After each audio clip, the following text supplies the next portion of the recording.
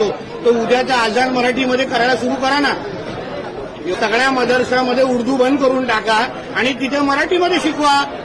चला तुमच्या मौलवींना सांगा उद्यापासून उर्दू बंद करायची आणि मराठीमध्ये बोलायचं, तर आम्हाला कळेल. होते हुए कोई भी हिंदुओं को डरा सकता है नहीं.